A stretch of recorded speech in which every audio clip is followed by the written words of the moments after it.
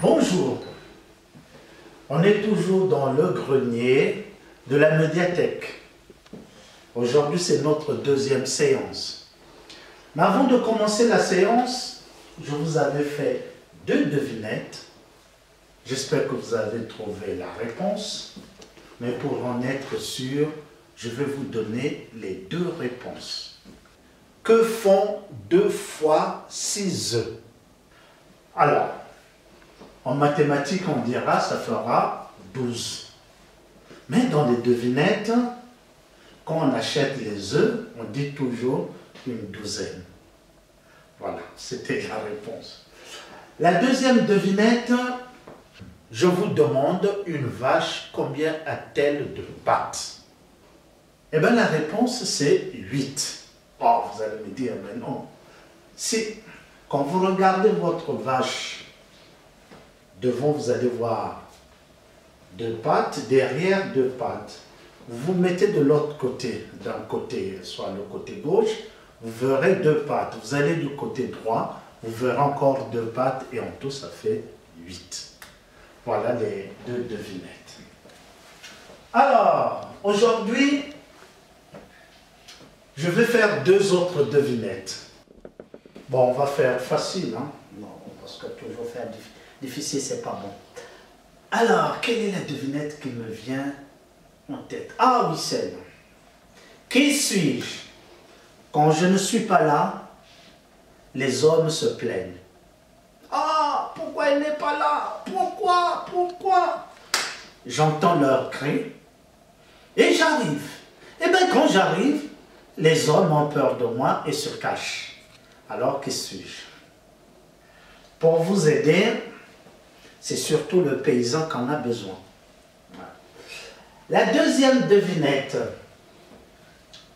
Je vole, mais je n'ai pas d'aile. Je cours dans toutes les directions, mais je n'ai pas de jambes. Je peux prendre n'importe quelle forme que je veux. Quand je suis content, je suis tout blanc. Mais quand je suis triste, je deviens noir et là je pleure. Alors, qui suis-je? Je vais vous en faire encore une dernière, parce que les 2 autres semblent être faciles. La dernière qui me vient dans l'esprit, j'ai des dents partout, mais je ne mords pas. On me lèche mon dos, on me met dans un petit coin, et là je pars dans le monde. Qui suis-je? Voilà, les 3 devinettes. Aujourd'hui, je vais vous raconter une histoire que j'ai écrite avec des enfants. Ça va s'appeler la série des enfants racontent. Donc la première histoire que je vais vous raconter, ça s'appelle Lila, la danseuse de la Zumba. Alors, c'est une histoire que j'ai écrite avec des enfants qui sont handicapés, qui sont dans une école spécialisée. Et j'ai voulu démontrer que ces enfants, parfois, qui on montre les doigts en disant bah, qu'est-ce qu'il peut nous rapporter, mais pendant 10 séances, on a travaillé et le résultat, il est vraiment magnifique. J'espère que ça vous plaira comme moi, ça m'a plu. Voilà. Écrit, cré, crac! Eh bien, l'histoire commence que personne ne parle. Il était une fois, dans un village, vivait un homme et une femme. Ils avaient une fille qui faisait leur bonheur, leur joie. Elle s'appelait Lila. Le père de Lila, chaque matin, il allait travailler pour construire des maisons. Il ne revenait que le soir. La mère de Lila, elle allait souvent au marché. Elle s'occupait de la maison. Elle s'occupait de sa fille. Lila était heureuse avec ses parents. Même quelquefois, si ses parents se fâchaient parce qu'elle faisait une bêtise, mais elle les aimait toujours. Dans sa vie, Lila, petite, ce qu'elle aimait surtout, c'était la danse. mais pas n'importe quelle danse. Ce qu'elle aimait, c'était la Zumba. Ah, Lila, la Zumba. Elle pouvait danser toute la journée. Danser la Zumba et chanter aussi. Lorsqu'elle allait chercher de l'eau au puits, avec son petit seau sur la tête, elle revenait en chantant, en dansant, de manière gracieuse. Tous les garçons étaient attirés par cette fille. Et surtout Léo, qui était tellement timide, voulait que Lila soit son amie. De la fenêtre de leur maison, la mère regardait sa fille arriver. Elle cria, « Ah, toi ma fille, un jour tu seras la reine de la Zumba. » Et toutes les deux riaient. Ah, c'était un bonheur. Mais il y a eu un hiver qui était très froid. Et pendant cet hiver, la mère tomba malade. Ah, on essayait de la soigner, mais personne ne savait de quoi elle souffrait. Elle ne pouvait même plus admirer sa fille danser. Et quelques jours plus tard, elle mourut.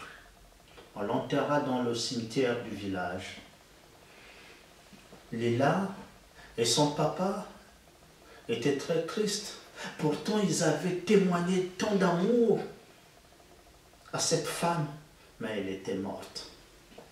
Ah oui, c'est la vie. Puis les jours sont passés. Après le deuil, ils ont retrouvé une vie normale. Mais le père s'inquiétait beaucoup. Il se disait, ah, je vais laisser ma fille quand j'irai travailler toute seule dans la maison. Ça l'inquiétait. Il avait pris une décision. Je vais me remarier. Eh bien, il va se marier avec une femme qu'il avait rencontrée pendant qu'il construisait une maison dans un autre village. Cette femme s'appelait Angelina.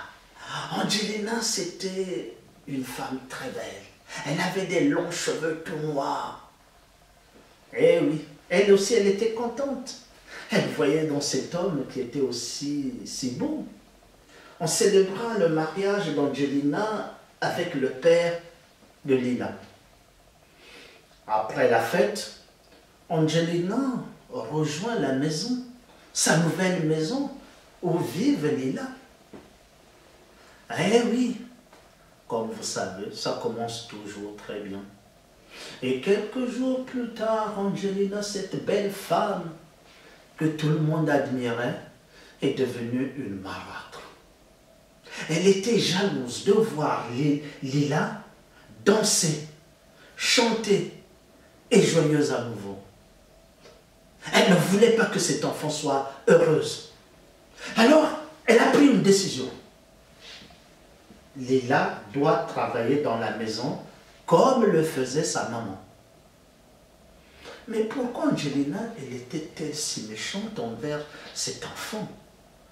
Oh, Angelina était méchante envers cet enfant tout simplement. Angelina avait eu une fille, mais elle est morte. Elle aimait tellement sa fille, elle est morte. Et son cœur était déchiré.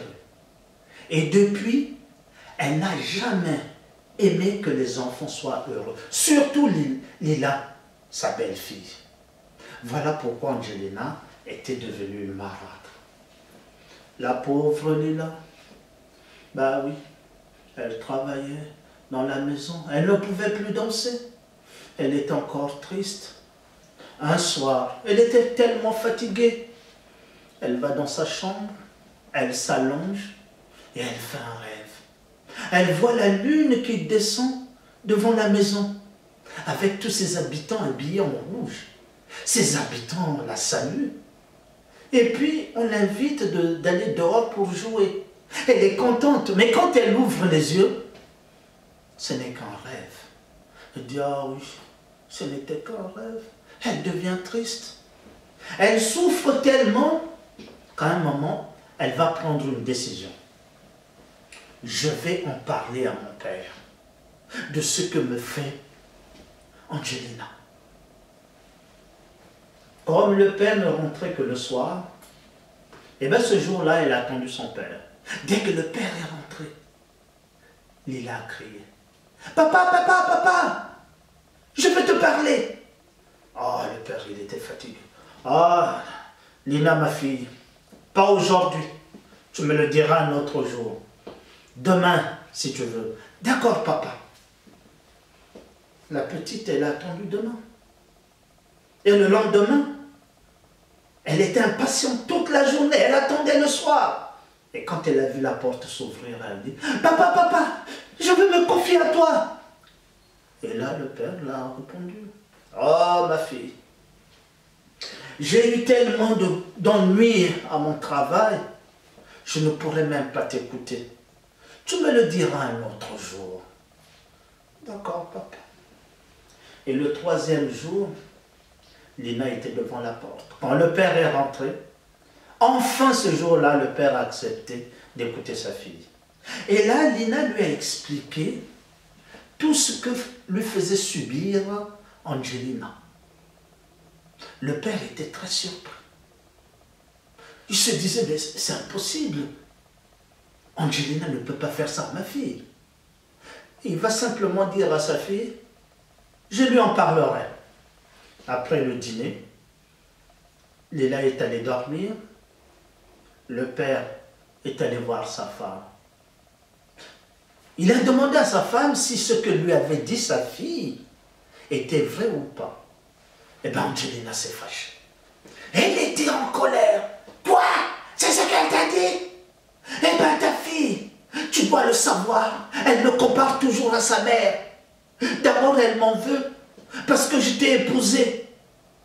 Je ne sais pas. Qu'est-ce que je peux faire pour elle? Oh, mon Dieu, elle est encore dans son deuil. Oh, pauvre fille. Eh bien, cet homme qui aimait tellement sa femme, ben, il a cru sa femme. Elle a dit, bah, c'est vrai. Angelina, ma femme, ne peut pas faire du mal à ma fille. C'est parce que ma fille est encore dans son deuil. Elle a du mal à accepter Angelina comme sa mère. Mais cela lui passera. Eh oui. Ah, on pensait que ça allait s'arranger, mais c'est pas vrai. Au contraire, Angelina a fait encore souffrir Lila, lui donnant beaucoup de travail. La pauvre, elle ne pouvait plus. Elle ne savait plus quoi faire. Et un soir, dans son lit, elle a pleuré, puis elle s'est endormie. Et là, elle a fait un rêve. Elle a vu sa maman. Elle a vu sa maman qui pleurait aussi. Et qui lui disait, oh ma fille, quand je te vois, tu souffres tellement. Tu ne peux plus danser, tu ne peux plus chanter. Tu ne fais que travailler. Oh, ce que je peux te donner comme conseil, cherche un autre lieu où les gens vont t'aimer. Et le lendemain, quand Lila s'est réveillée, elle a pris une décision. Elle allait quitter la maison de son père. Parce que dans cette maison, on ne l'aimait pas. Elle allait chercher un lieu où on pouvait l'aimer. Dès que son père est parti travailler, Lina aussi est sortie de la maison.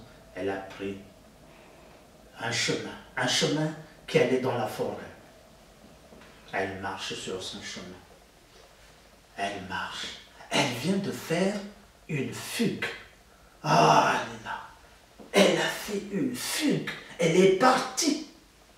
Elle marche, elle marche. Sur son chemin, elle croise une vieille dame. Cette vieille dame regarde une petite fille qui passe, qui dit, mais ma fille, tu as l'air triste. Lina s'arrête et dit, oui, je suis triste. Elle raconte tout ce qu'elle a vécu dans cette maison de son père. Elle dit, je suis partie parce que ma belle-mère ne me fait que travailler du matin au soir. Que peut faire la vieille dame? Rien. La vieille dame laisse partir la fille. Elle ne veut pas se mêler des affaires des autres. Lina, elle continue son chemin. Elle marche, elle marche.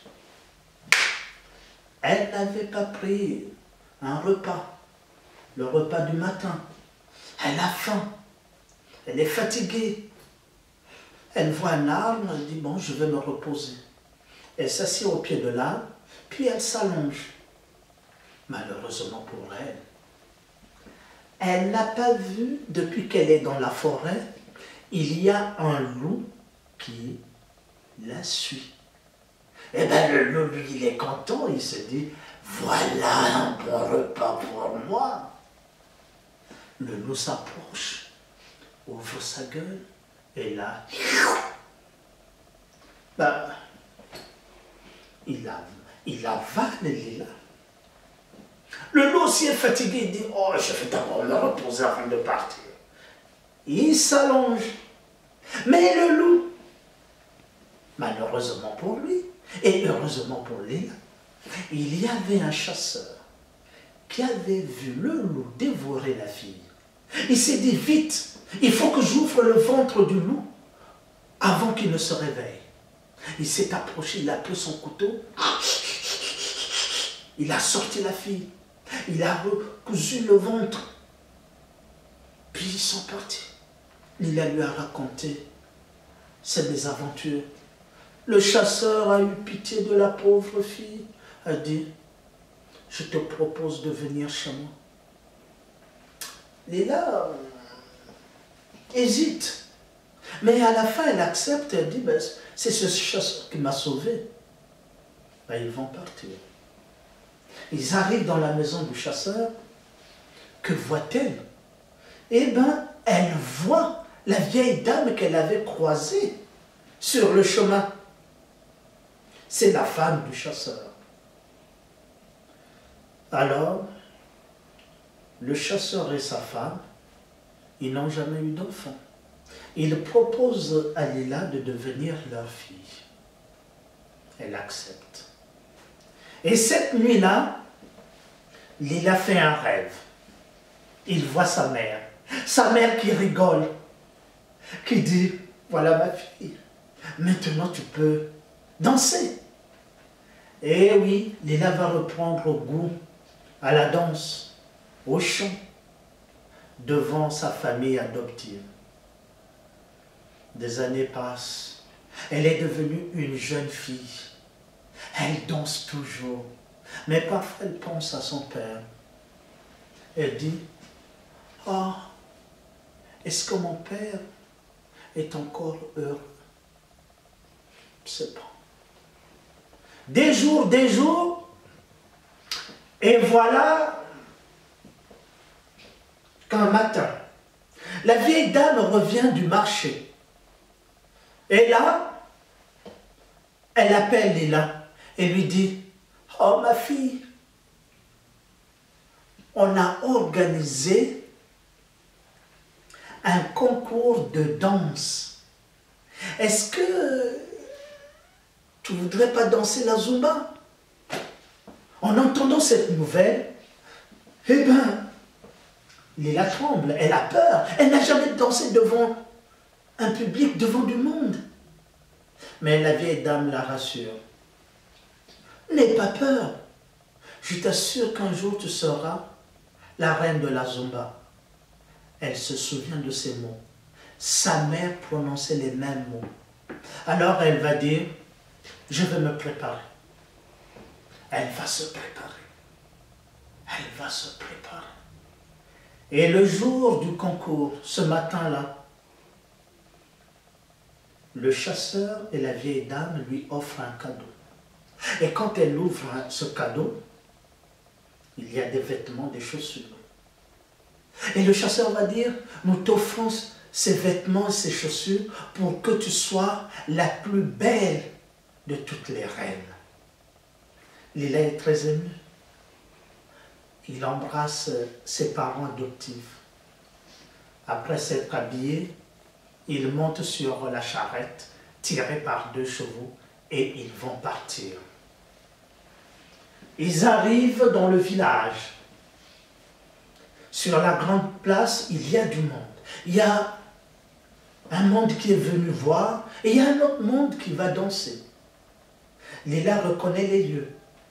Quand elle était petite, elle venait là avec ses amis. Elle en garde des bons souvenirs. Puis, elle va attendre son tour. Le concours a commencé. À l'appel de son nom, ses parents adoptifs l'encouragent. Elle monte sur le podium. Elle discute avec les musiciens de la musique qu'ils vont jouer pour elle. Elle est très timide de voir tout ce monde. Va-t-elle réussir? Elle fait quelques pas. Mais elle entend qu'on l'applaudit, qu'on l'encourage. Prenant espoir, elle va danser. Elle danse. Elle oublie la foule. Elle danse comme elle n'a jamais dansé. Elle danse comme une déesse. C'est la perfection dans sa danse. Les gens qui la regardent sont épatés de voir la souplesse de ses gestes, comment elle se déplace. Et à la fin de la musique, elle fait quelques pas pour remercier les gens. Et là, elle entend qu'on l'applaudit. Des cris qui montent. Lila, la reine de la Zumba. Lila, la reine de la Zumba. Lila, la reine de la Zumba. Elle est heureuse. Elle lève la tête pour regarder la foule. Derrière la foule, elle voit sa mère. Sa mère qui a un sourire. Mais en regardant bien les lèvres de sa mère, elle peut lire « Je te l'avais dit, un jour, tu seras la reine de la Zumba. » Et tout à coup, sa mère disparaît, comme le ferait la fumée qui monte vers le ciel. Et elle est là au fond de son cœur, elle va dire « Merci maman ». Elle va descendre, elle va aller voir sa famille adoptive pour attendre les résultats. On l'appelle et c'est elle qui a gagné. Elle remonte sur le podium prendre le trophée. Elle redescend. Elle rejoint sa famille pour leur montrer ce qu'elle a eu. La foule commence à se disperser. Et tout à coup, il y a un homme. Un homme qui s'approche devant les trois et qui dit « Ah, Lila, ma fille !» Lila se retourne en criant « Ah, papa, c'est toi, papa !» « Oui, c'est moi, Lila. » C'est son père. Lila tombe dans les bras de son père. Elle présente sa famille adoptive à son père. Puis elle présente son père à la famille adoptive. Le père propose qu'ils aillent chez lui pour boire quelque chose. Ils acceptent. Ils montent tous les quatre sur la charrette et ils s'en vont. Quand ils arrivent devant la maison, Lila reconnaît déjà la maison. Elle dit « Ah, tant d'années que je ne suis pas venue, mais je reconnais cette maison. » Et devant la porte, il y a Angelina. Ils vont descendre. Le père invite le chasseur, la vieille dame, de rentrer dans la maison. Angelina va prendre Lila dans ses bras et va dire « Je te demande pardon de tout ce que je t'ai fait quand tu habitais ici. Oh, je priais toujours pour que tu ne sois pas morte. » Elle lui explique pourquoi elle était méchante.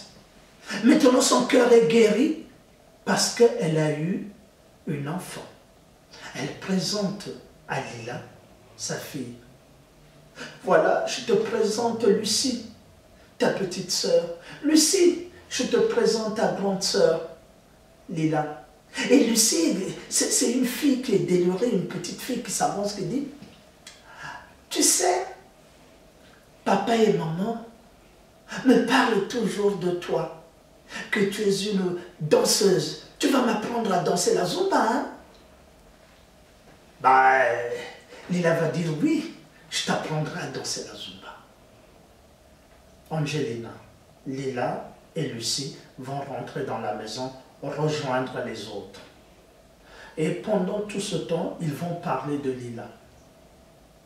À la fin, le chasseur et sa femme se disent, bah, il faut que nous, on rentre chez nous.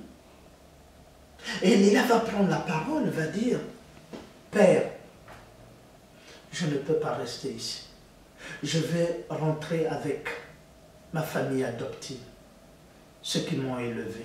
Mais, sois rassuré, je reviendrai, comme je l'ai promis à Lucie, pour lui apprendre à danser. Et je reviendrai aussi pour te voir.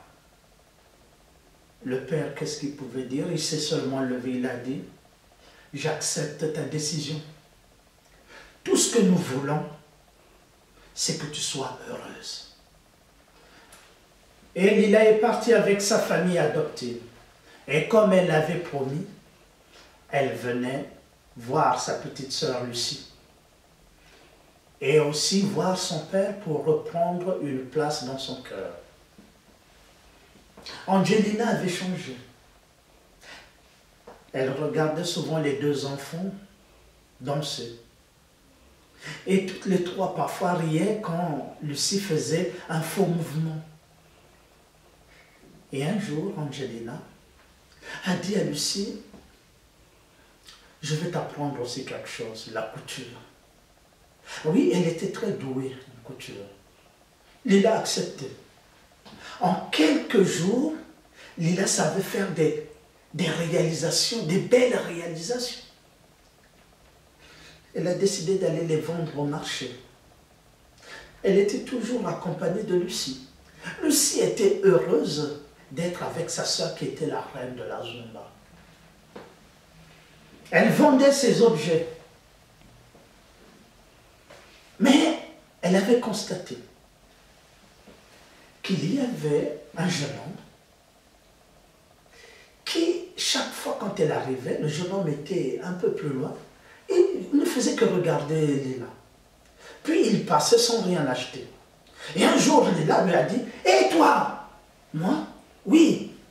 « Je te vois depuis que je viens, je te vois toujours passer et me regarder. Mais qui es-tu » Le garçon s'est approché. Il était timide. Il a dit, moi, je m'appelle Léo. Tu sais, quand on était petit, on te voyait passer aller chercher de l'eau. Et tous les garçons t'aimaient. Surtout moi, je t'aimais beaucoup. Et l'autre jour, je t'ai vu, tu es devenue la reine de la Zumba. Je ne sais pas ce que j'avais dans mon cœur. J'ai senti que j'étais heureux. Et là, quand je viens te voir, chaque jour, en me cachant, je suis heureux. Mais toi, tu n'es pas. Eh bien, Lina, je vous assure, on pouvait lire sa timidité sur son visage. Elle était très émue d'entendre ce jeune homme. Elle aussi, elle n'était pas insensible. Et Lucie, la plus petite, elle a regardé sa sœur, elle a regardé Léo, elle a regardé sa sœur en disant, oh, elle est amoureuse, elle est amoureuse, elle est amoureuse. Eh oui. À la fin, Lila a dit à Léo, veux-tu être mon ami? Oh, Léo, c'était ce qu'il attendait. Il a dit oui. Il a embrassé sur la joue Lila, puis il est parti en courant. Lila accompagnait sa sœur chez elle. Eh bien, Lucie, qui ne garde jamais un secret, l'a dit à sa mère. Probablement la mère l'a dit au père. Le père, c'est sûr qu'il l'a dit à ses amis. Et tout le village savait que Lila et Léo s'aimaient.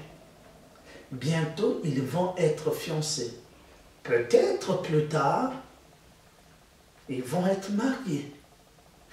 Et il est là, en pensant à ce mariage, se disait toujours, surtout elle le disait à sa sœur, quand ce jour arrivera, toi et moi, nous allons danser.